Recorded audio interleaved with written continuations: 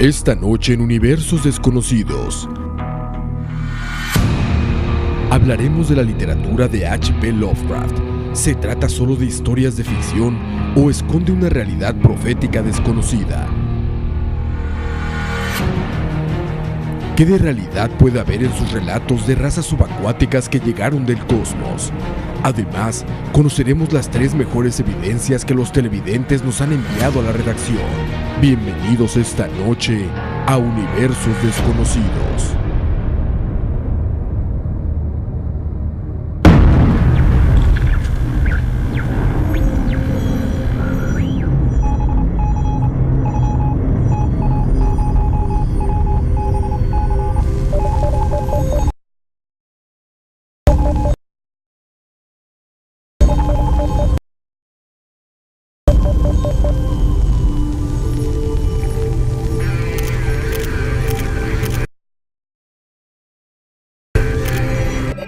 Pocos escritores han descrito el miedo de una manera tan sensible como H.P. Lovecraft.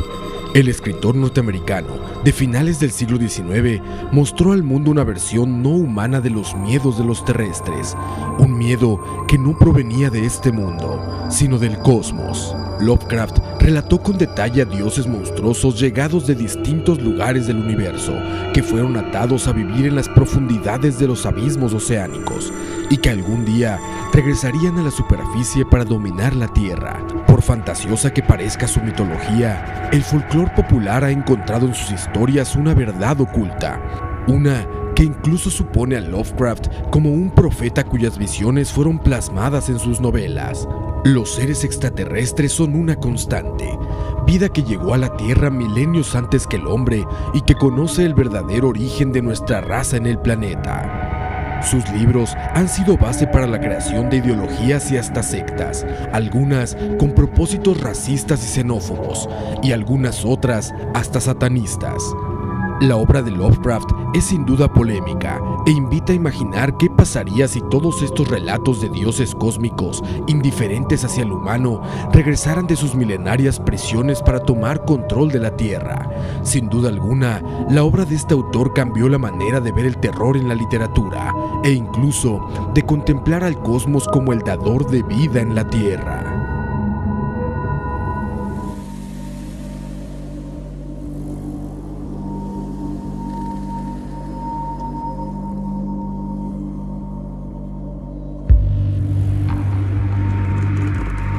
Muy buenas noches, bienvenidos a Universos Desconocidos.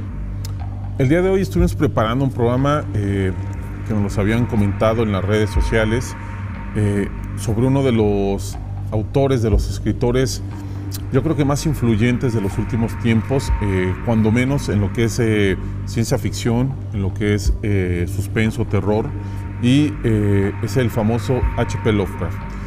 Pero el programa no está trabajado simplemente para hablar de sus obras, para hablar de sus libros o de sus creaciones. Lo hemos trabajado para poder unir algunos cabos sueltos que hay con otras relaciones, tanto con ovnis, con civilizaciones antiguas, con leyendas, con folclore mismo que han existido a lo largo de la historia de la Tierra.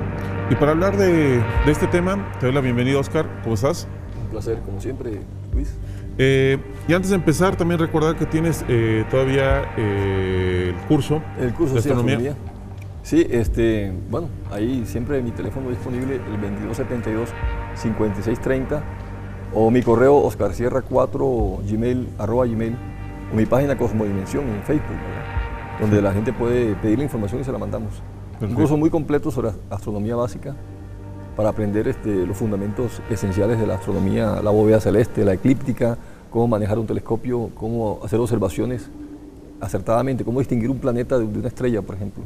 Sí, es muy interesante, digamos, aprender siempre de todo eso, porque hay, por ejemplo, acá en Costa Rica hay lugares muy altos, muy cerca, donde se puede uno a ver claramente las estrellas, por ahí hacer sus anotaciones y tener bien sus trazos y aprender bastante, ¿no? Sí, lugares como el volcán Irazú o como Playas del Coco, una finca que esté bien ubicada, es un buen lugar para observar el cielo.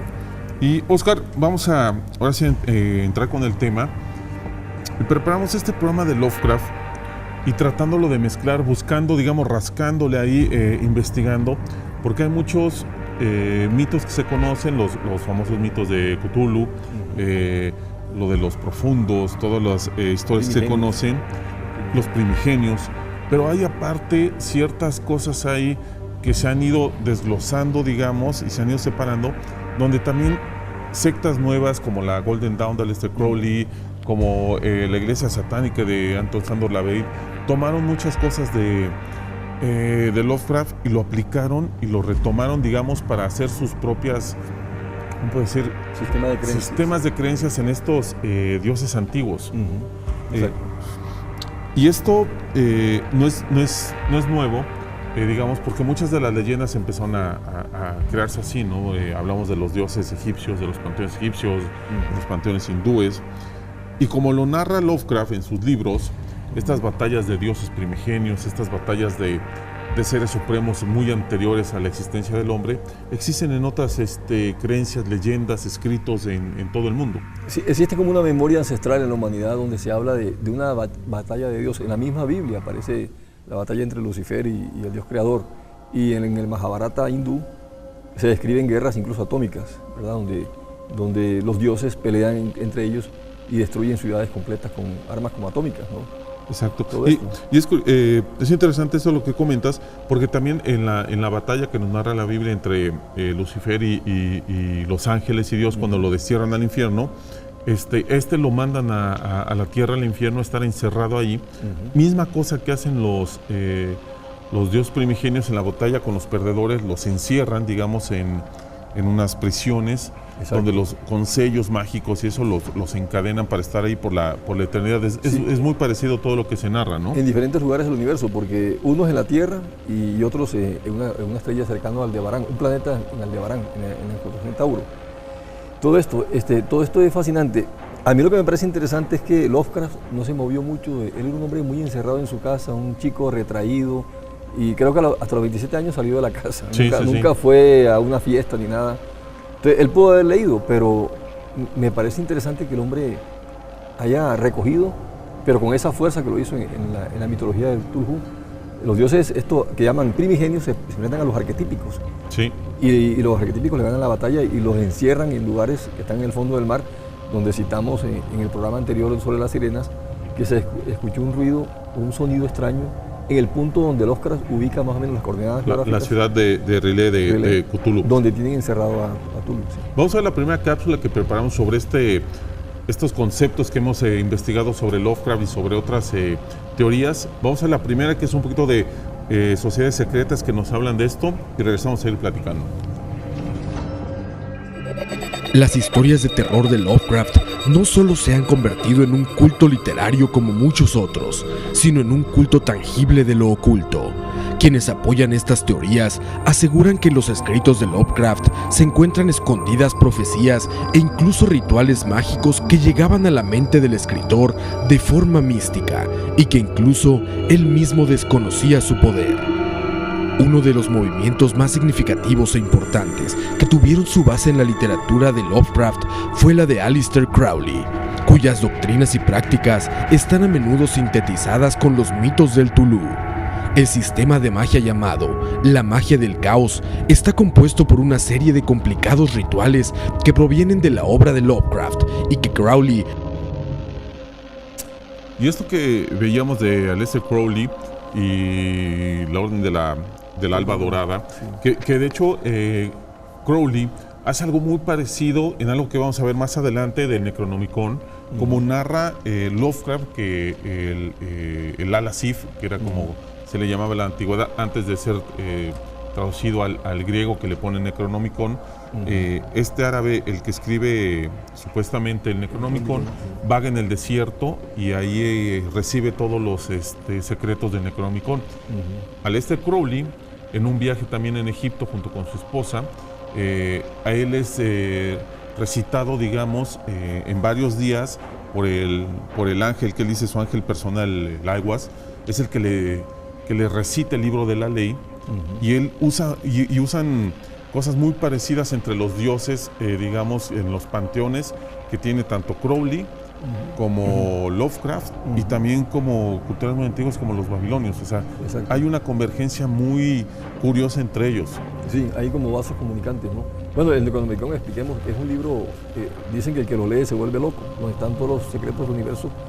El conocimiento de estos dioses arquetípicos es tan profundo que el ser humano es cualquier cosa ante ellos, no puede contra ellos y ni siquiera puede asimilar sus conocimientos porque se vuelve loco, pierde la razón, ¿no? Y algo muy curioso, el Necronomicon lo vamos a tratar más adelante en los siguientes bloques, pero quiero que vayamos a esta relación que a mí también me pareció muy curiosa, que habla sobre los famosos reptilianos.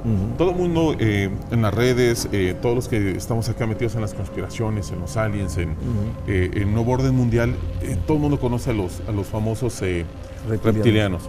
Y algo muy curioso es que Lovecraft, mucho antes de que se hablara de estos reptilianos que dominaran el mundo, porque eso sale un poquito a la fama alrededor de los 60 de esta famosa serie americana de cómo se invasión en el espacio, invasión extraterrestre se llama la serie. Lovecraft a finales de 1800, casi toda la descendencia de estos dioses son engendros reptilianos. Exacto. Que lo que quieren hacer es hacer que los dioses antiguos, el Cthulhu, el Nyarlathotep, regresen, sean liberados, y ellos promueven, digamos, degeneración, promueven caos, promueven ciertas conductas que están muy aparentadas con esto de los reptilianos y los MK Ultra y los Illuminati. Es curioso esta asimilación que ya tenía Lovecraft desde ese tiempo. Incluso él hablaba de seres reptiloides, reptilianos. En un cuento como La habitación cerrada, por ejemplo, se hablan de estos tipos de seres que eran híbridos entre seres humanos y reptiles, y también vivían escondidos, ¿no? Como exacto. El mito del reptiliano que existe hoy día es que viven bajo tierra en ciertas bases militares y todo esto. Algo que también Lovecraft toca en su novela de Dagón. Él también, digamos, en un naufragio, una persona encuentra, digamos, unas ruinas perdidas en medio del mar, y él, al estar caminando en estas ruinas, se encuentra con una criatura tipo pez, tipo reptil, que lo persigue, digamos, y lo observa durante noches, durante toda esta saga. Y la mayoría de estas novelas de Lovecraft siempre terminan con este tipo de seres de pesadilla, con estos, digamos, abominaciones que están tratando de despertar estos seres. Y a mí siempre me pareció muy curioso estos nuevos mitos, digamos, son estas nuevas teorías de los reptilianos, que hablan casi de lo mismo, que son estos seres que contratan o hipnotizan, digamos, estrellas, los medios de televisión, músicos, artistas del pop, y los tienen ahí trabajando para cautivar mientras ellos, digamos, en la oscuridad hacen sus ritos secretos, ¿no? No, incluso que ellos controlan el poder mundial, porque también influyen en los grandes políticos y los que manejan la economía mundial. Sí, es interesante porque aparentemente él lo sacó de su cabeza, aparentemente. Sí. Por eso se le considera un profeta en este tipo de temas que él toca en su literatura, que él hizo una revolución total en el género de terror. Sí. Porque él no toca para nada el tema de los vampiros, ni de los muertos, ni de los zombies, ni nada de eso. Habla de un terror cósmico, de seres que vienen de las estrellas. Insiste mucho incluso el trabajo de él tiene hasta elementos científicos. Sí. Como cuando habla de Plutón, un planeta que está más allá de Urano, de Neptuno. Y bueno, se estaba descubriendo Plutón en 1930. Y él estaba hablando de un planeta X que está habitado por estos seres que está allá en las profundidades del sistema solar, ¿verdad? Vamos a ver la siguiente cápsula y regresamos con más de este tema que estamos hablando de Lovecraft y de todas sus uniones, esos nudos que tiene con otras teorías y con otros secretos que fuimos ahí encontrando. Vamos a la cápsula, regresamos. Otras de las sociedades secretas que parecen descritas en la literatura de Lovecraft son los reptilianos. Lovecraft describió a todos los seres malignos y dioses de sus novelas como grandes reptiles o cefalópodos que llegaron millones de años antes que el humano a este planeta, provenientes del cosmos. Quienes apoyan esta teoría creen que los sueños de Lovecraft no eran más que recuerdos y profecías del mundo en el que estos seres regían en la Tierra. Y entrelazan esta teoría con la dominación actual del mundo llevada a cabo por los reptilianos, seres emparentados con los Anunnaki que secretamente y camuflajeados entre los humanos tendrían el control de la política, la economía y la fe del planeta Tierra. Y esto es lo que hablamos hace ratito, y Lovecraft siempre, obviamente se considera totalmente ficción todo lo que escribió, y un gran novelista, de ciencia ficción, pero todas estas, digamos, curiosidades que pudieron ir buscando en otras teorías, en otras conspiraciones, en otros fenómenos que suceden, se le pueden unir o atar a todos los mitos de Lovecraft de una forma muy curiosa. Como decía, es como si él, en su encierro, que casi siempre llevó por toda su vida, él hubiera, a través de una antena, hubiera estado recibiendo en sus sueños y en lo que escribía información que posiblemente ni siquiera tenía acceso a él. Incluso fue tal el impacto que él tuvo, que él publicaba sus cuentos, en gran parte eran en los periódicos, allí donde él vivía, en Providence. En Providence. Sí. Se formó un círculo de escritores, incluso este señor Howard, ¿cómo es? El que inventó Conan el Bárbaro, se me olvida el nombre ahora. Ajá. Se integró como uno de sus admiradores. Y al punto de cuando él murió, ese círculo siguió existiendo y ampliaron un poco más su obra, le agregaron más dioses y todo eso a la mitología de Cthulhu que él creó. Sí, sí. De hecho, adelante, ¿no?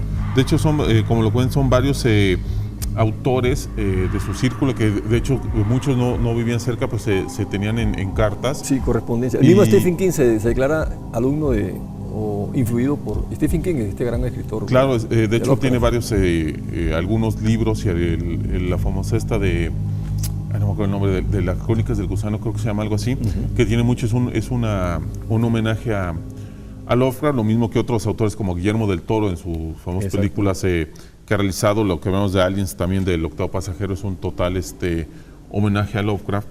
Pero no son los únicos que en ciencia ficción siguieron con este mito, ¿no? A mí siempre me ha parecido lo curioso lo que hablábamos, el cómo quedó ese recuerdo siempre de lo que decía Lovecraft, a los que conocemos su historia, su lectura, y cómo ahora, cuando empezamos a ver, digamos, esto de los ovnis, lo de las civilizaciones extraterrestres que podían estar habitando profundidades de la Tierra, lo que se habla de la Tierra hueca, cobra mucho sentido en muchas cosas que él hablaba. Sí, a mí me da la impresión de que este tipo de autores, por eso le llaman profeta, cuando ellos sacan este tipo de historias, activan algún tipo de memoria genética de la humanidad, algún recuerdo que la humanidad tiene que ha olvidado, pero que está ahí latente en el subconsciente, en el inconsciente colectivo de la humanidad. Sí. Vamos a ir un corte, Oscar. Vamos a ir con el tema. En el siguiente bloque vamos a tener otro tipo diferente de conceptos que logramos atar a las lecturas de Lovecraft. Les recuerdo que estamos a través de Facebook en Universos Desconocidos TV, para que nos manden sus comentarios, sus saludos, sus comentarios buenos, malos, lo que sea, o sus opiniones que tengan. Acá la estamos leyendo, y con gusto también sus mensajes con los privados, con tiempo ahí un poquito los contestamos personalmente. Vamos a ir a un corte y regresamos con más de Universos Desconocidos.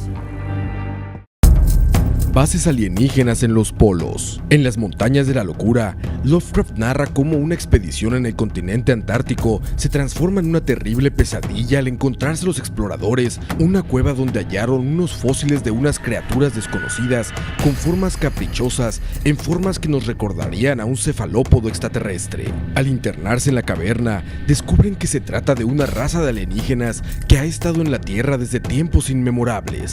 Desde los inicios, debajo de la Tierra esperando, vigilando. Esto nos recuerda las historias de las expediciones nazi durante la Segunda Guerra Mundial a los polos terrestres por parte del almirante Karl Dönitz, jefe de la flota de submarinos de la Alemania nazi. Muchos rumores citan que Dönitz habría descubierto un lugar donde desarrollar una base ultrasecreta y posiblemente haber encontrado vida extraterrestre en ese lugar, y así haber desarrollado una tecnología superior a la de los aliados. La relación entre las historias de Lovecraft y las historias sobre bases extraterrestres y la teoría de la Tierra hueca que albergaría un mundo dentro del nuestro no deja de maravillar y causar admiración.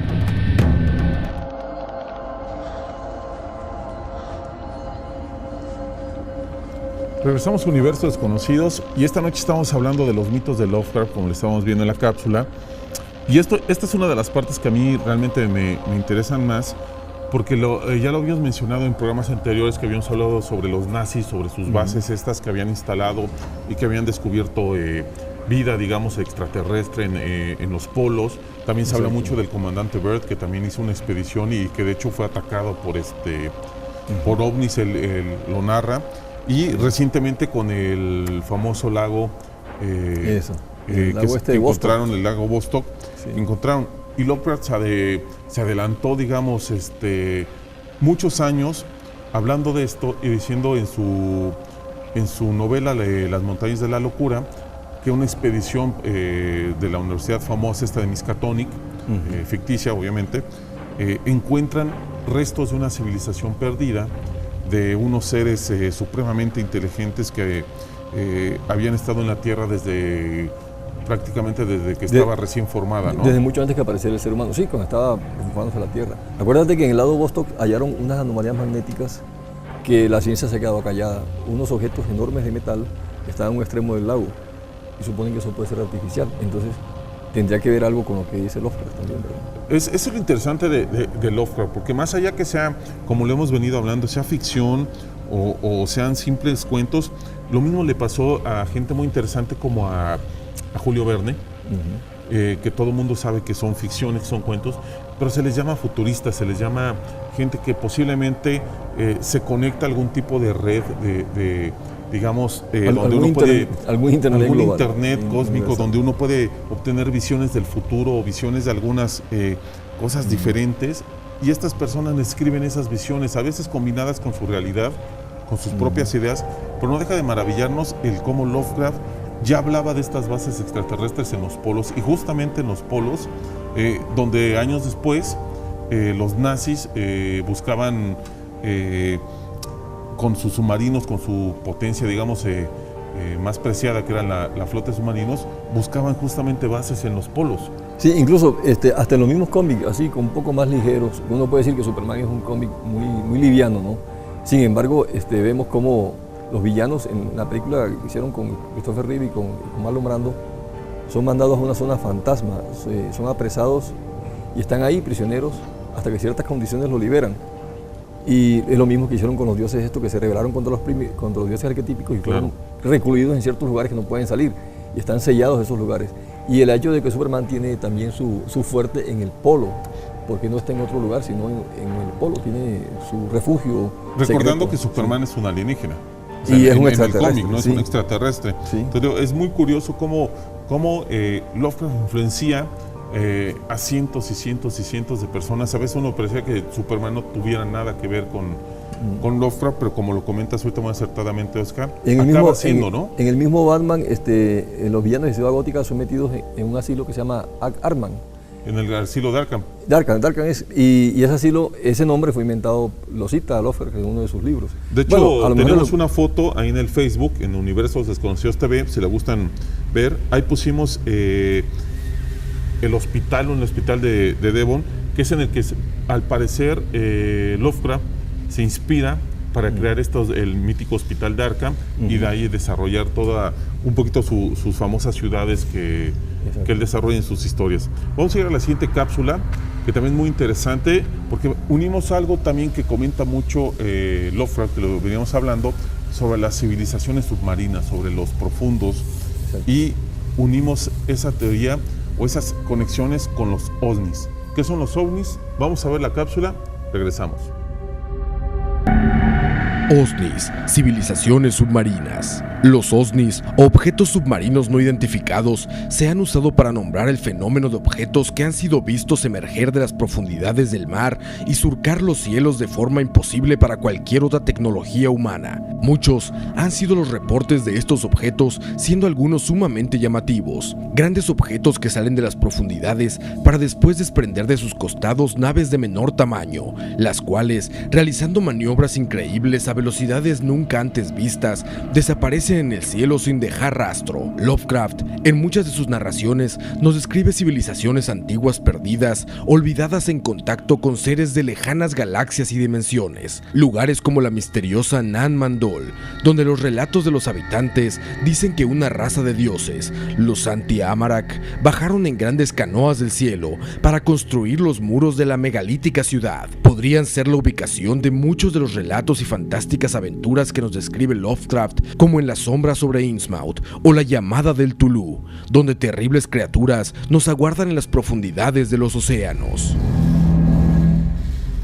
Y justamente como nos comentabas hace rato, Oscar, lo que comentamos, creo que fue el programa pasado, que hablábamos sobre el famoso bloop ese que se había presentado con el programa de las sirenas, que se había detectado curiosamente muy cerca, casi nada, donde Lovecraft sitúa la fantástica ciudad de R'lyeh, donde se supone vive Cthulhu en las profundidades, y es muy curioso que se asociaran estos dos, digamos, un fenómeno que se está viviendo científico con un mito, ¿no? O sea, no tiene, al parecer no tienen conexión, pero siempre queda la duda, siempre queda ahí el comentario, ¿no? Sí, y demasiada la coincidencia de que él hubiera puesto las coordenadas geográficas casi tan cercanas al punto en que fue captado, que dicen los informes que era una especie de animal mucho más grande que una ballena, el que emitía ese sonido tan raro, no tan extraño. Sí. Fue grabado. De hecho, después comenta que había sido el rompimiento de unos iceberg. Obviamente, sí. Pues para estar seguros es difícil acertar. Pero yo miré el mapa y está en el puro centro del Pacífico, ahí no hay icebergs. Y curiosamente la ciudad que presentábamos ahorita en la cápsula también se encuentra en esa zona del Pacífico, que es, digamos, la zona de las Polinesias, de toda esa zona. Siempre ha habido esas leyendas también de seres que habitan los mares, y los famosos OSNIs también que estábamos comentando, que son los platillos voladores, las naves que se han visto salir de los océanos. De hecho, tú me comentabas que has platicado con muchos marineros y que la mayoría comenta que ha visto. Sí, yo conozco un señor incluso que está viendo, él es un seguidor del programa, un señor que vive en Guadalupe, que él me dijo que vio salir un ovni con toda nitidez del mar, ¿no?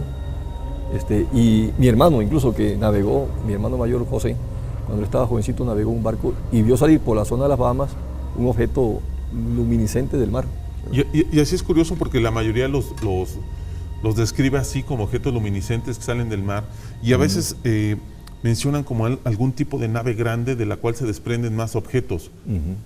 Y son muchos los reportes que hay sobre este tipo de, digamos, de artefactos, de este tipo de naves, ¿no? El de los famosos OSNI. Sí, hay demasiados informes. Sé que en el Golfo Pérsico se ven parece que hay una base ahí de estos objetos, ¿verdad? Eso ya está demasiado documentado como para decir que eso es una leyenda, ¿no? O es una creencia, ¿no? Y aparte, como también lo has mencionado tú, Oscar, muy acertadamente también, el océano y nuestros mares son de esos lugares donde prácticamente son desconocidos, o sea, son muy poco explorados, y aún se falta por conocer, digamos, muchos secretos que guardan ahí. Sí, se desconoce más del océano que de la luna misma, ¿verdad? Porque a cierta profundidad los submarinos no pueden pasar. Bueno, ahora pueden llegar a 4.000 metros de profundidad, pero a la fosa de las Marianas, por ejemplo, que son 11.000 metros de profundidad, ya bajaron batiscafos ahí. Creo que bajó el director de cine Jim Cameron hace poco, y el comandante Picard en los años 60. Pero todavía no pueden bajar así con plena libertad o explorar así a su antojo como quisieran. Entonces, ¿cuántos secretos se esconderán ahí en esos lugares, ¿no? Exacto. Sí. Vamos a hacer una pausa. Antes de irnos a la pausa, los dejamos con los 5 primeros lugares del Top 10. Vamos a un corte y regresamos a seguir hablando de H.P. Lovecraft.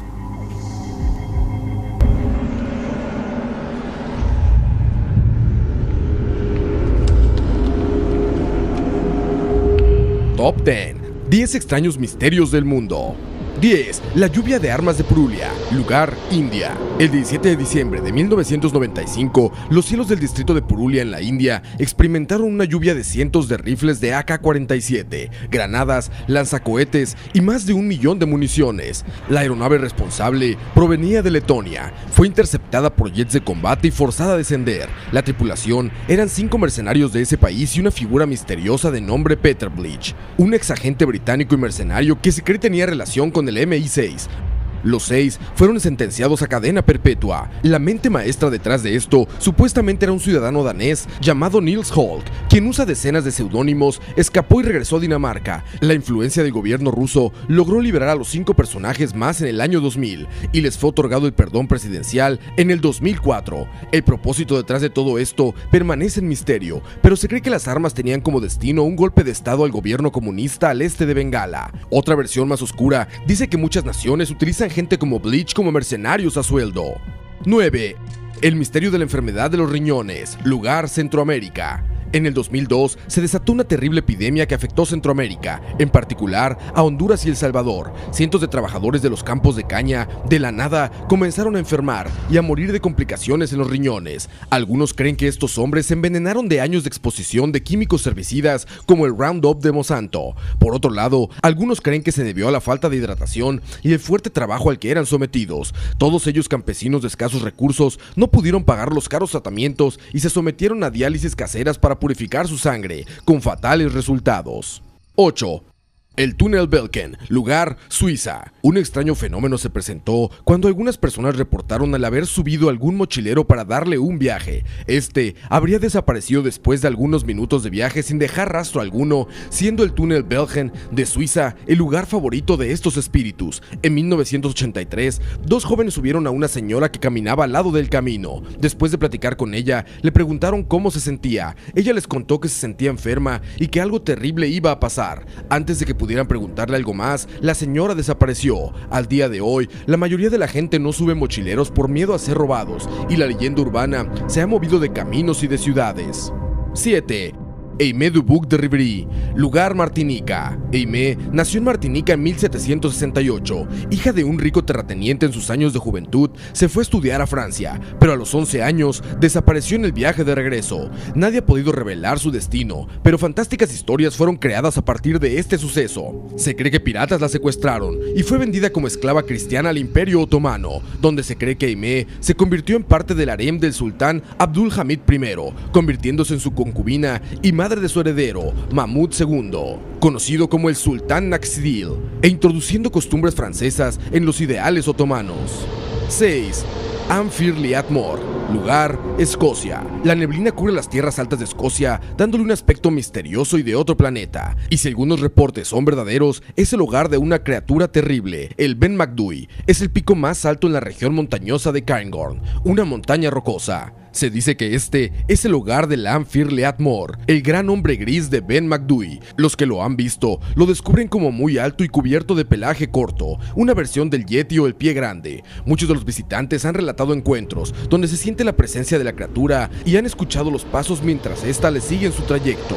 Algunas teorías creen que el fenómeno es una proyección del sol a través de la neblina y la sombra de las personas, provocando un efecto atemorizante. Top 10. 10 extraños misterios del mundo.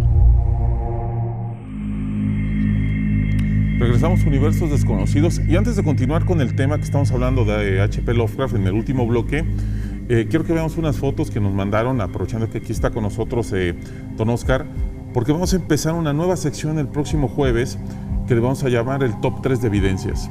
El Top 3 de Evidencias va a ser todas las fotos que ustedes nos manden, las vamos a analizar, las vamos a estudiar, y las 3 mejores que nos lleguen las vamos a presentar en este Top 3.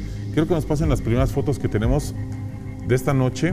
Don Oscar, ¿usted conoce este caso? ¿Se nos puede comentar? Sí, esta foto la tomó una ciudadana alemana residente en Liberia, Betty Bernier. Betty Bernier, exacto. Ajá. Ella me la tomó y me la mandó porque le asombró ver un objeto extraño ahí. Ella tomó la foto para mandarle la imagen del sol, el sol tropical, a una amiga que estaba en Stuttgart, Alemania.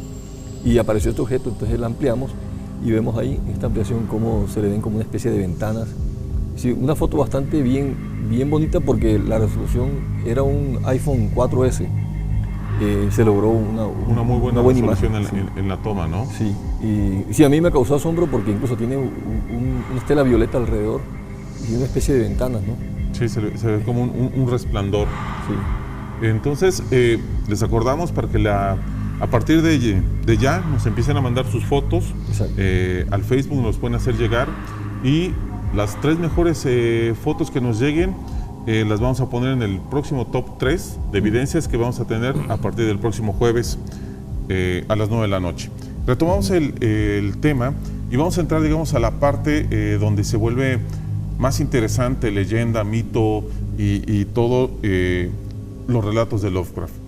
Y antes de que entremos totalmente al tema, porque quiero que vamos a ver esta cápsula para que nos conozcamos, digamos, los que todavía no conocen a fondo los mitos de Cthulhu, los escritos de Lovecraft, ¿qué es el Necronomicon?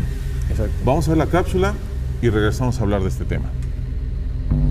El Necronomicon fue mencionado por primera vez por Lovecraft en 1922, en una historia corta en donde los protagonistas son destrozados por una maligna entidad en su búsqueda faustiana del mal. Descubren el cadáver de un ser de más de 500 años con símbolos de este terrible libro. En relatos posteriores de Lovecraft se menciona que el título original era el Al-Asif, una palabra utilizada por los árabes para designar el sonido producido por los insectos en la noche, que se decía ser el aullido descrito por los demonios de Abdul-Absared, un poeta loco de Sana en Yemen, quien se dice que vivió en tiempos de los califas omeyas, alrededor del año 700, el cual visitó las ruinas de Babilonia y los secretos subterráneos de Memphis y pasó 10 años en el gran desierto del sur de Arabia, un lugar supuestamente habitado por espíritus malignos y monstruos de la muerte. El libro tuvo diferentes traducciones, hasta llegar a Grecia, donde se le dio el nombre de Necronomicon, y después traducido al latín y al español. Avon Books publicó una edición de este libro que contenía los supuestos rituales de invocación de los terribles dioses primigenios. Este libro sigue siendo parte de los grimorios falsos que se crearon en la literatura de Lovecraft, pero no podemos negar que ha influenciado el surgimiento de otros más y de sectas que al día de hoy aún tratan de invocar a estos seres de pesadillas de otras dimensiones. Y esta es, digamos, la parte donde se pone un poquito tenebrosa, digamos, todas las escrituras de Lovecraft, porque él es donde cuando crean, él en sus mitos, este supuesto grimorio del Necronomicon, y es donde muchas sectas, digamos, tanto de ocultistas, satanistas, han descrito a Lovecraft como un profeta, como un mago, como lo comentábamos anteriormente, que él habría recibido este conocimiento de algún lugar lejano del universo. Exacto. Para poderlo escribir y dejarlo aquí en la tierra para su uso, digamos, todas las enseñanzas que se leen en el Necronomicon. De hecho, hasta la fecha no se conoce ni uno que sea, digamos, real como tal. Sí, el mismo Lovecraft admitió que ese libro no existía, que fue un invento de él, ¿no? Que no existía en la realidad. Pero algunos editores, incluso ingeniosos, han sacado recopilaciones de libros raros y dicen que ese es el Necronomicon, ¿verdad? Algunos muy interesantes y muy buenos, digamos, sí, con buenos símbolos o muy bien armados estos grimorios, que no es el único grimorio que aparece en los escritos de Lovecraft y en sus cuentos. Aparece también el de Verbum Mysteris y aparece Le Cul de Gauls, que también aparecen esos grimorios falsos. Pero muchas sectas nuevas, como lo comentaba la iglesia de Satán de Antón Santo Lavey, ellos toman muchas cosas de estos escritos del Necronomicon y lo usan en alguno de sus ritos. El mismo Crowley lo usa. Han salido sectas también, una secta que promueve los ritos de Lovecraft como reales, como uso de magia. Y es curioso cómo ha trascendido la leyenda el Necronomicon hasta volverse prácticamente una cosa real para muchos. Sí, se puede decir que está en el imaginario colectivo de mucha gente, los que conocen el mito de Lovecraft a nivel mundial. O sea, muchos creen que de verdad existe ese libro. Pero mucha gente ahorita que nos está viendo y no conoce, digamos, a fondo lo que es Lovecraft en el Necronomicon, han de estar preguntando, ¿pero un grimorio para qué? O sea, ¿para qué sirve el grimorio del Necronomicon? Creo que vamos a ver la siguiente cápsula, que nos describe un poquito a los dioses del caos, a los dioses oscuros que mencionaba Lovecraft y que son supuestamente para los cuales está hecho Necronomicon, a través de abrir los sellos y los portales para que estos regresen, digamos, a causar destrucción en el mundo. Vamos a la cápsula, regresamos. En épocas remotas de la Tierra, los dioses arquetípicos crearon a los dioses primigenios, pero una gran batalla por el poder se desató entre ellos, creando los sellos y los rituales que se describen en el Necronomicon para encerrar a los perdedores, criaturas dantescas y de pesadilla como el Gran Tulu, uno de los más poderosos primigenios, descrito como una monstruosa figura antropomórfica cuyo rostro es una cabeza pulposa recubierta de tentáculos, cuerpo escamoso, garras terribles y unas alas demoníacas en la espalda. Muchos de estos dioses del caos son descritos en muchas de sus historias, algunos más terribles que otros, como Nyarlathotep, el caos reptante, el morador de las tinieblas, que ha sido mensajero de los dioses primigenios desde el inicio de los tiempos, o Azathoth, el caos nuclear, amorfa monstruosidad de una inmensidad sin límites que burbujea y blasfema en el centro del universo, dominando tiempo y espacio. Dioses del caos, del universo primigenio, dioses que habrían engendrado terribles criaturas, hijos bastardos que estarían en la tierra para cumplir la misión de adorarlos y regresarlos a destruir nuestro mundo cuando el tiempo sea cumplido. Y esto es lo que vuelve interesante los mitos de Cthulhu, los mitos de Lovecraft, cómo se mezclan la verdad, el mito, la leyenda. Lovecraft agarra partes de verdad de algunas historias, de algunas culturas y las mete todas en sus libros. Y le da mucha fuerza, o sea, cuando uno lee un libro de Lovecraft, yo soy seguidor de la literatura de Lovecraft, siente uno la fuerza del contenido, del trasfondo de todo eso, ¿no? Bien estructurada. Es muy interesante. De hecho, para recomendarle a las personas que no los conocen o que no los ha leído, hay muchos buenos títulos. Tú ahorita nos trajiste acá algunos muy interesantes, como yo tengo esta edición cómic. Esta edición cómic de los mitos de Cthulhu, donde viene... Que lo hizo el dibujante argentino Alberto Brexia, que era un gran admirador de la obra de Lovecraft, ¿verdad? Se pueden encontrar versiones interesantes como estas ilustradas o como de bolsillo, ¿no? Literatura esta de bolsillo, sí, exactamente. Oscar, gracias por estar esta noche con nosotros y nos vemos la próxima semana para hablar de los mitos, las leyendas urbanas, los misterios de la música y el cine. Un tema muy fascinante sí. Oscar, un placer. Nos vemos la próxima semana y nosotros vamos a un corte y regresamos con más de Universos Desconocidos.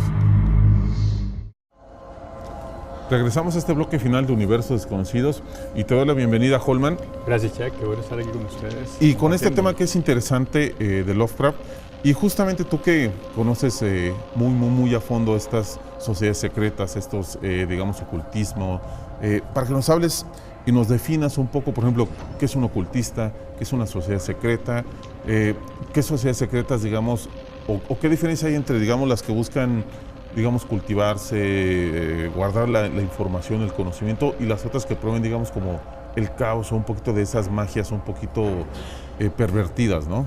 Ok. Sociedad secreta. Realmente, antiguamente, tenemos que remontarnos a los egipcios, no habían sociedades secretas entre los egipcios, porque la sociedad era teocrática. Ya lo he dicho antes, teocrática es que Dios dirige al pueblo, y gracias a los sacerdotes egipcios, que tenían una gran sabiduría, igual aquí lo tuvieron los mayas y los incas, sociedades teocráticas donde los sacerdotes dirigían al pueblo, estas no tenían que esconderse para tener su actividad espiritual.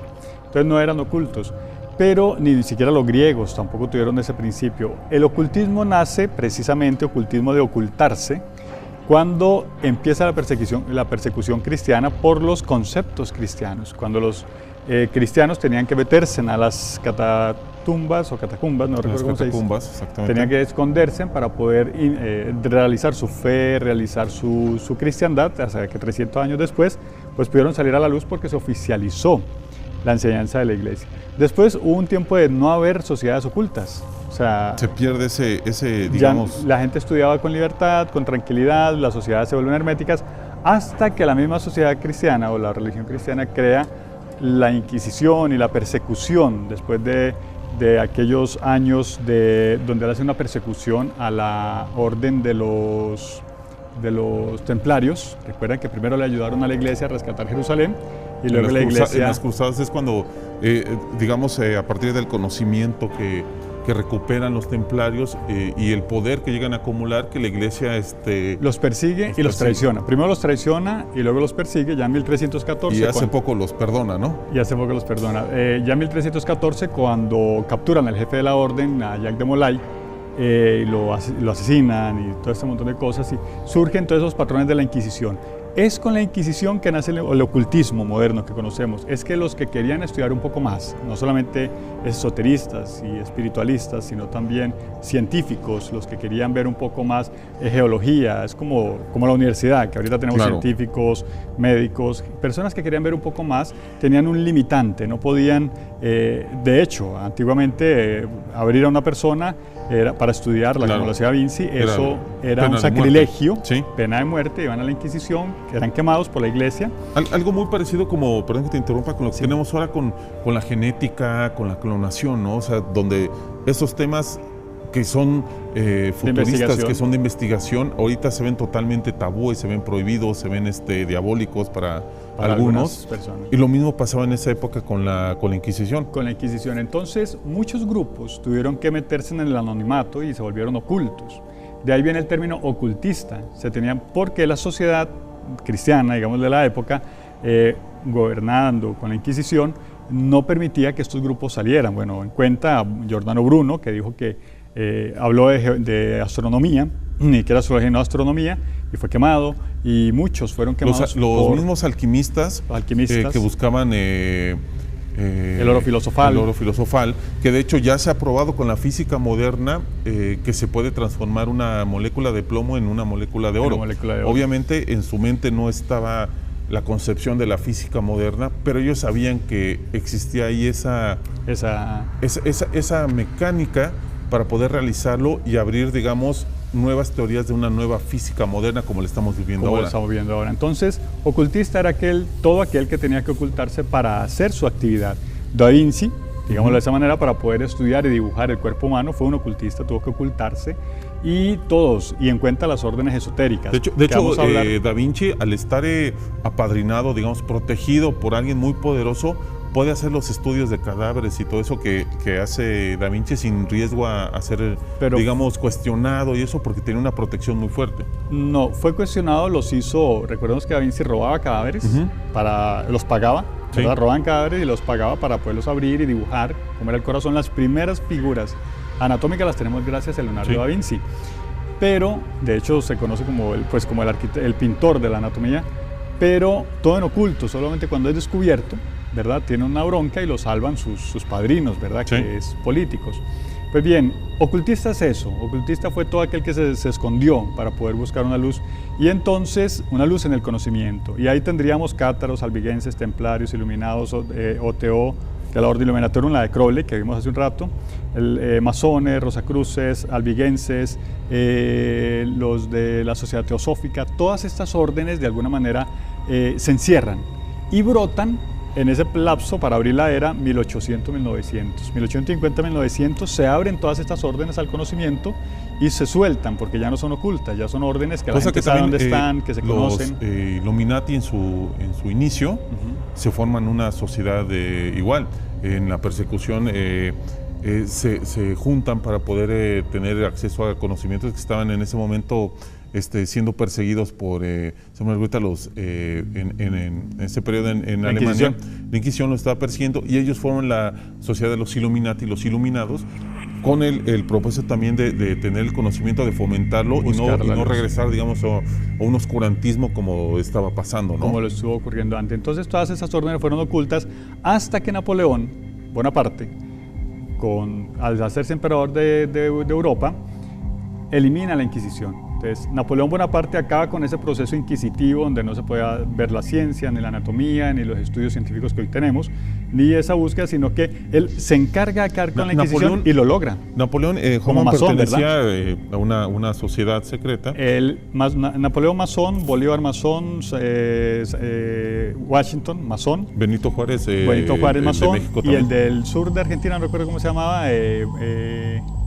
bueno, el que libera toda esa zona del sur, también masón. Y es curioso cómo, digamos, ahorita que en las teorías estas de conspiración se tacha a los masones de ser los diabólicos, de ser los que quieren dominar el mundo. En ese momento son los que quitan esa persecución brutal y oscurantismo que se estaba viviendo con la Inquisición, y son los que traen una nueva luz de conocimiento al mundo. Si uno mira la historia siglo XV, XVI, XVII y XVIII, había una batalla secreta, una guerra fría entre la Iglesia, que es conservadora, y los masones, que son los que sueltan a la sociedad. Gracias a la masonería, eso lo puse en mi video del domingo, por cierto, el próximo domingo también hay videocharla a las 7 de la noche, sobre la fuerza de las manos, en mi Facebook, Holman Trujillo. Esta videocharla también pueden buscar la simbología masónica, que fue la charla del domingo pasado, en YouTube. Eso va a ser para que entiendan un poco más esto. Pero es la masonería la que suelta a la humanidad del yugo de la Inquisición y del yugo de la Iglesia. Entonces, la masonería se posiciona en Estados Unidos, se monta hacia la política, que eran macios, canteros, albañiles, se monta la política, ya llevan 300 años, y de alguna forma han liberado al mundo para la ciencia, para que el mundo se abra hacia nuevos espacios. Y todo gracias a Napoleón, ¿verdad? Holman, ¿qué te parece si dejamos este tema a la mitad? Porque ya se nos acaba el tiempo, los vamos a dejar con los primeros 5 lugares del Top 10 y seguimos hablando de estas sectas secretas el próximo jueves en el último bloque. Perfecto, ya saben, domingo, 7 de la noche, por Facebook, Holman Trujillo. Holman, nos vemos el próximo jueves y muchas gracias por acompañarnos este jueves en Universos Desconocidos. Nos vemos el próximo jueves a las 9 de la noche, los sábados a las 8 y los dejamos con los 5 primeros lugares del Top 10.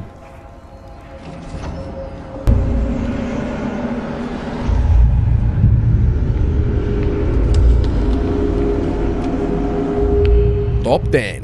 10 extraños misterios del mundo. 5. El Cap d'Oie, lugar la Patagonia. El Cap d'Oie era un gigante de 3.5 metros con 2 cabezas, cuyos restos fueron exhibidos por Estados Unidos y el Reino Unido a principios del siglo XX. La leyenda dice que exploradores españoles capturaron al gigante en Sudamérica en 1673 y cuando rompió sus cadenas tuvieron que matarlo atravesándolo con una lanza en el corazón. Siameses con un solo cuerpo y 2 cabezas son realmente extraños, pero se conoce algunos casos, como el de A.B. Britt and Hensel, que tuvieron una pequeña participación en un programa de televisión. Nunca se probó verdadera la historia del Cap d'Oie, pero años antes de la Guerra Mundial, la creación de estos seres para circos y espectáculos era un negocio algo común, y un monstruo como el Cap d'Oie se podría comprar por unos $60. 4. Los asesinatos Gatón, lugar Australia. El atardecer del 26 de diciembre de 1898, Michael Murphy, de 29 años, y sus hermanas, Nora y Ellen, regresaban de un baile que se había cancelado cuando fueron interceptadas. Michael fue atacado a mazazos y después le dieron un disparo. El asesino después violó y asesinó a las 2 hermanas. Cuando parientes cercanos lo encontraron al día siguiente, convocaron a todo el pueblo al lugar en vez de llamar a la policía, contaminando la escena del crimen, volviendo casi imposible encontrar pistas para dar con el asesino.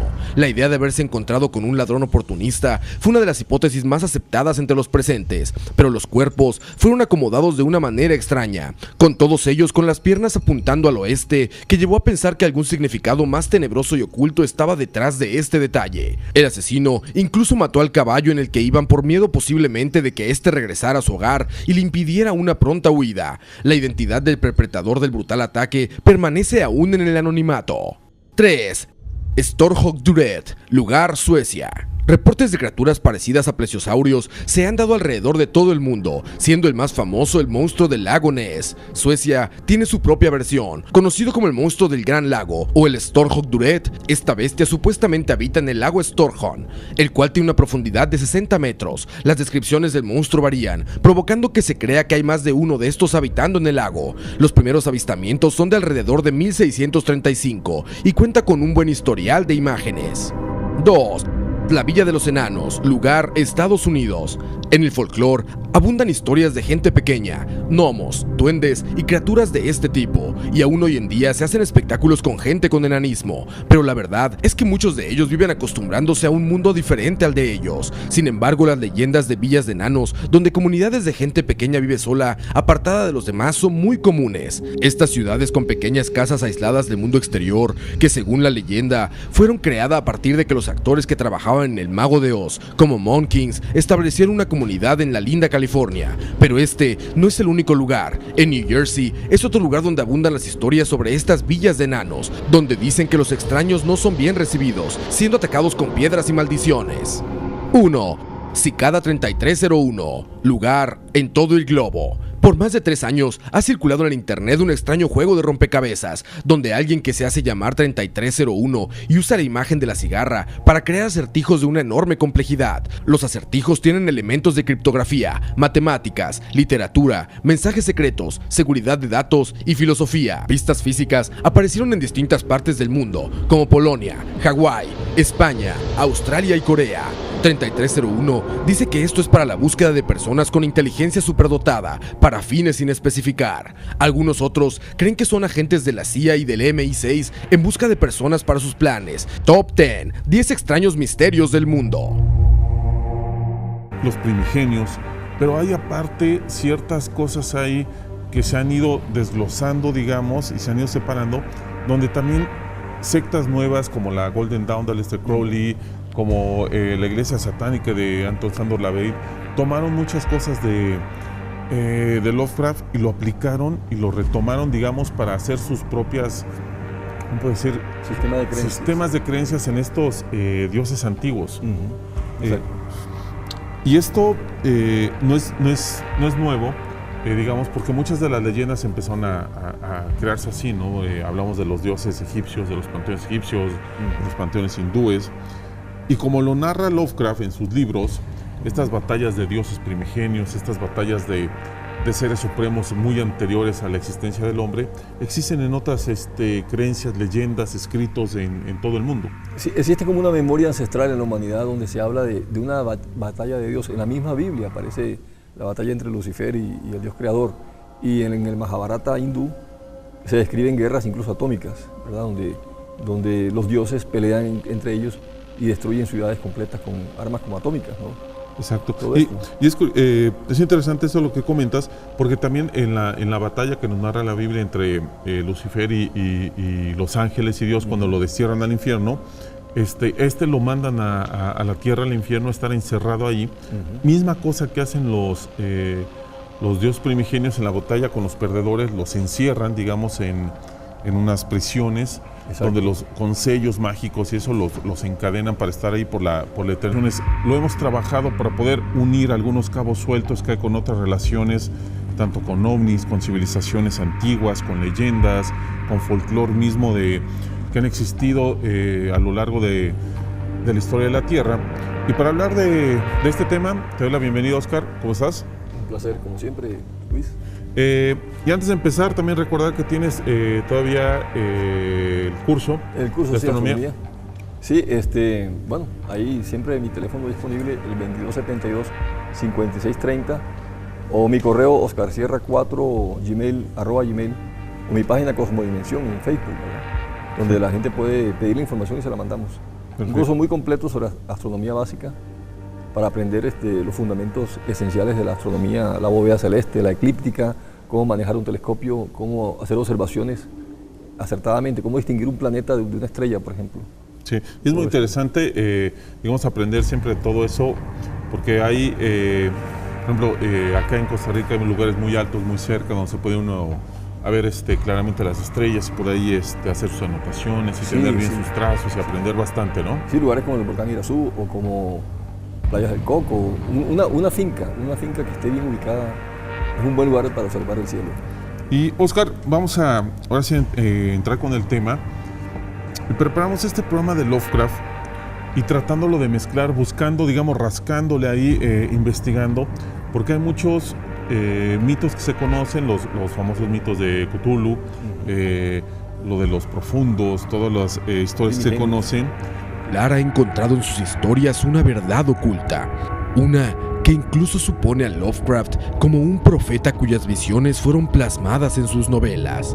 Los seres extraterrestres son una constante, vida que llegó a la Tierra milenios antes que el hombre y que conoce el verdadero origen de nuestra raza en el planeta. Sus libros han sido base para la creación de ideologías y hasta sectas, algunas con propósitos racistas y xenófobos, y algunas otras hasta satanistas. La obra de Lovecraft es sin duda polémica e invita a imaginar qué pasaría si todos estos relatos de dioses cósmicos, indiferentes hacia el humano, regresaran de sus milenarias prisiones para tomar control de la Tierra. Sin duda alguna, la obra de este autor cambió la manera de ver el terror en la literatura e incluso de contemplar al cosmos como el dador de vida en la Tierra.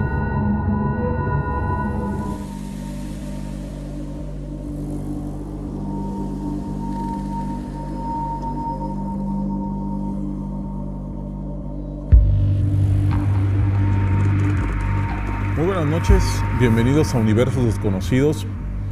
El día de hoy estuvimos preparando un programa que nos habían comentado en las redes sociales sobre uno de los autores, de los escritores, yo creo que más influyentes de los últimos tiempos, cuando menos en lo que es ciencia ficción, en lo que es suspenso, terror, y es el famoso H.P. Lovecraft. Pero el programa no está trabajado simplemente para hablar de sus obras, para hablar de sus libros o de sus creaciones. Es muy parecido todo lo que se narra, ¿no? En diferentes lugares del universo, porque unos en la Tierra y otros en una estrella cercana a Aldebarán, un planeta en Aldebarán, en el constelación Tauro. Todo esto es fascinante. A mí lo que me parece interesante es que Lovecraft no se movió mucho. Él era un hombre muy encerrado en su casa, un chico retraído, y creo que hasta los 27 años salió de la casa. Nunca fue a una fiesta ni nada. Entonces, él pudo haber leído, pero me parece interesante que el hombre haya recogido, pero con esa fuerza que lo hizo en la mitología del Cthulhu. Los dioses, esto que llaman primigenios, se enfrentan a los arquetípicos. Sí. Y los arquetípicos le ganan la batalla y los encierran en lugares que están en el fondo del mar, donde citamos en el programa anterior sobre las sirenas, que se escuchó un ruido, un sonido extraño, en el punto donde Lovecraft ubica más o menos las coordenadas la ciudad de Riley de Cthulhu. Donde tienen encerrado a Cthulhu. Sí. Vamos a ver la primera cápsula que preparamos sobre estos conceptos que hemos investigado sobre Lovecraft y sobre otras teorías. Vamos a la primera, que es un poquito de sociedades secretas que nos hablan de esto, y regresamos a ir platicando. Las historias de terror de Lovecraft no solo se han convertido en un culto literario como muchos otros, sino en un culto tangible de lo oculto. Quienes apoyan estas teorías aseguran que en los escritos de Lovecraft se encuentran escondidas profecías e incluso rituales mágicos que llegaban a la mente del escritor de forma mística y que incluso él mismo desconocía su poder. Uno de los movimientos más significativos e importantes que tuvieron su base en la literatura de Lovecraft fue la de Aleister Crowley. Esta noche en Universos Desconocidos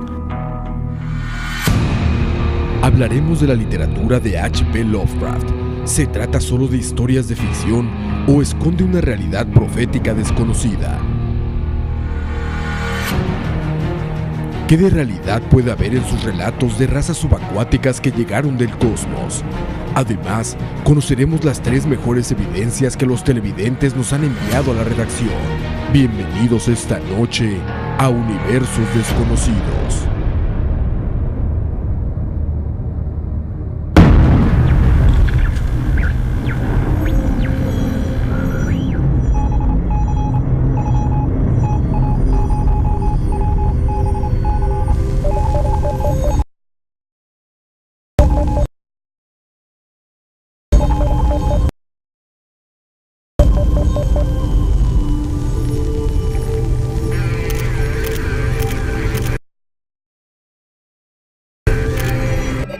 Pocos escritores han descrito el miedo de una manera tan sensible como H.P. Lovecraft.